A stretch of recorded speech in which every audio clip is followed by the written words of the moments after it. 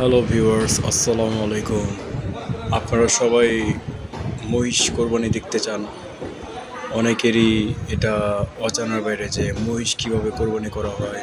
মহিষ কোরবানির সময় অনেক অনেক জাউরামি করে, কিন্তু আসল ক্ষেত্রে মহিষ যদি আগের থেকে চেতা থাকে তাইলে জাউরামি করবো। যদি ঠান্ডা থাকে তাহলে তো জাউরামি করবো না, এটা স্বাভাবিক। তবে এই মহিষটা দেখতেছেন যেটা, সেটা হলো একটু বাচ্চা মহিষ, বেশি একটা বয়স হয়নি, লেদা শিশু টাইপের আর কি। এটারে কোরবানি দিলে তো স্বাভাবিক তেমন একটা জোর থাকবো না শরীরে, চাউরামি একটু তাফালিং করবো, ফালাফালি করবো, কিন্তু ওই যে ওরকম ধার নাই শরীরে, শক্তি কম, কষাইও ডরাইব না, করবো হালা পিচ্ছি পাচ্ছি গুরু হালা ফালা দেবো। কিন্তু বড় জাতের মহিষ হলে আবার কি কষাই সিলিন্ডার হয়ে যায়, না হালায় এটা তো ফালান যাবো না। বড় গরু, বড় মহিষ দেখলে কষে আগে সিলিন্ডার হয়ে যাবে যে না ভাই এটা তো হালায় ফালান যাবো না, এটা তো ইলানি যাবো না, ফালান তো দূরের কথা।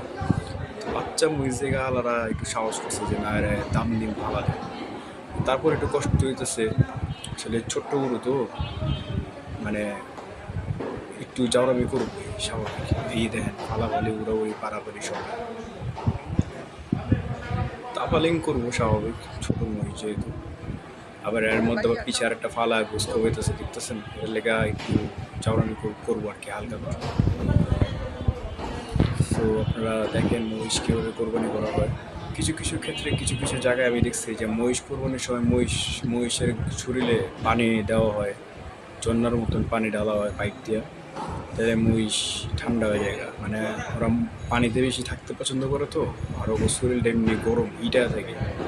এই কারণে মহিষ কোরবানির আগে মহিষের শরীরে পানি দিতে থাকলে এটা একটা অভিজ্ঞ কাম, ঠিক আছে, ভালো বিষয়, মানে সহজে আর কোরবানি নিতে পারবেন। আর যদি মহিষের ফালাফালি তাফালিং দেখতে চান তাহলে মহিষে পাল্লা হিট দিয়া গরম দিয়া ফালাইবেন, গেলে দেখবেন পাগলামি কারে করে। মহিষের মাথা গরম করে তারপরে যদি কোরবানি মানে ফালান তাহলে একদম সব আন্দার করে লাগবে। যাই হোক, এখনও ফালা পারতেছে না, কষ্ট হয়েছে। সামনের পা অলরেডি বেন্দা ফালাইছে, পিছেরটা বাকি আছে। আমি সব ভিডিওতে আপনাদেরকে বলছি সামনের 2 পা বাইন্দা আলাইছে মানে কি 70% কাম শেষ। 70% না, কইতে গেলে 80-85% কাম শেষ, কারণ পিছেরটা 1 পা বান দিব আর খালি ধাক্কা দিয়ে ফালাইব, শেষ, অটোমেটিক করে যাবে।